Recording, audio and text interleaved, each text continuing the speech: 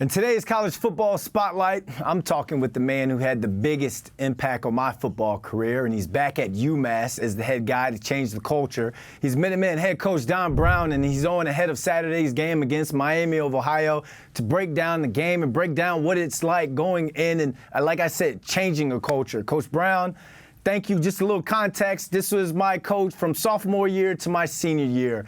Put up with young B London with the braces and has definitely had a lasting impact on not only mine, but a bunch of his players' careers.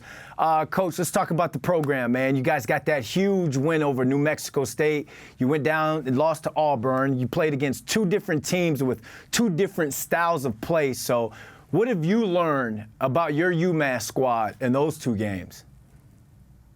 Well, obviously we worked extremely hard and put a lot of determination, grit, and, work ethic, worked hard in the execution phase, and went all the way to El Paso and, played the way we were capable of, played like a mature team that was on the road, and found a way to play complementary football, and in so doing, we're able to take a 13-10 game at the end of the third quarter and turn it into a 41-30 finish with their last score coming with no time on the clock.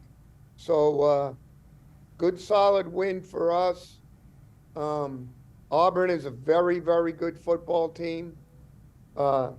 Obviously, they set up with two quarterbacks. The first guy outstanding in terms of the throwing ability, and their backup is a classic runner, probably the best I've seen at that dual role ability, and presented us major challenge. Thought we got off, even though we gave up a couple scores early, we were making them earn it with 11 and 13 play drives.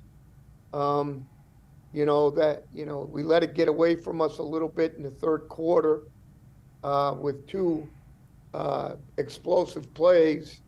And, offensively, we came right out, got an early score. But again, we played complementary football in game one, and we weren't able to get anything going consistently on either side or in the kicking game. You got a one-on-one to start the season. You are in charge of turning around a program that kind of hadn't had a lot of success after you left, Coach, to be honest. So you see what Deion Sanders is doing out there in Colorado. I get a chance to ask you this. What's the biggest challenges when it comes to rebuilding a team and building a culture? And how do you get those guys not to look at the rankings and bring transfer guys together who are playing with each other for the first time and buy into your brand of football? Well, I think the first thing is, we've signed, 25 to 30 transfers. And obviously a lot of those guys are impacting the club. In the first year, Brandon, we just said, hey, let's get the best players we can find. Well, I don't think that was exactly the formula that we needed to use. We needed to get a group of guys that had leadership, that understand how to handle themselves in a college locker room and be able to convey those messages to the young players. And with that being said, I think we're a much closer team and a much more honest team. So, that part of it is working in the right direction. But, obviously you're trying to get, everybody on the same page, competing, execution at a high level. And, again, complementary football is a big deal. Coach, what are your thoughts on the portal? This is kind of new to everyone. And, Deion Sanders got a lot of slack for bringing in the pretty much brand new roster that he's got. So what have been your early thoughts on the portal? I think the portal is a good thing for the young players that are looking for playing time. If you're misplaced and think you need to go up or down or whatever, well, you have the opportunity to do that. And I believe one thing for sure.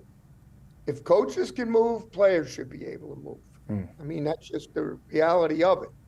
The only thing is that we try to do is convey to the players, hey, not every day is going to be roses.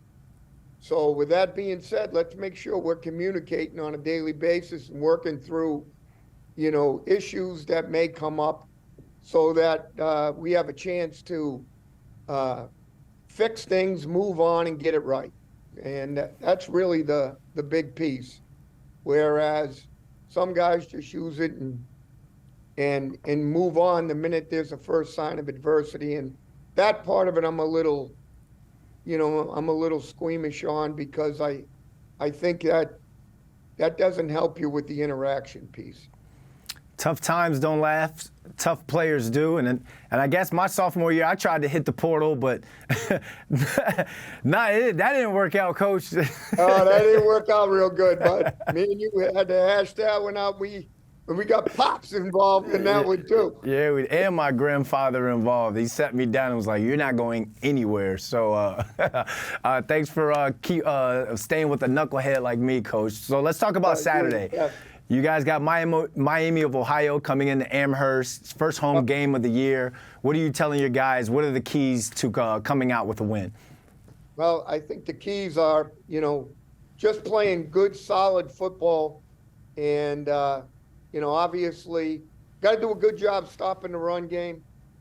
Got to do a great job, defending the pass game. Obviously, offensively, even last week, which has kind of been a good scenario, we had 103 yards rushing from Karan Adams against Auburn.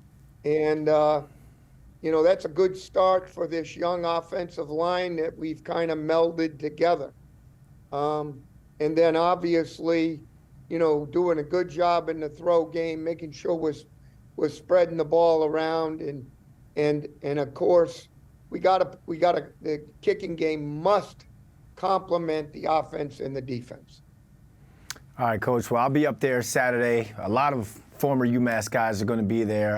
Got to make sure I say hello, hug, take pictures, selfies, all that good stuff with you, man. I just thank you for the impact that you had on my life, and good luck on Saturday, Coach. Thank you, my friend. I'll see you this weekend. Yes, sir.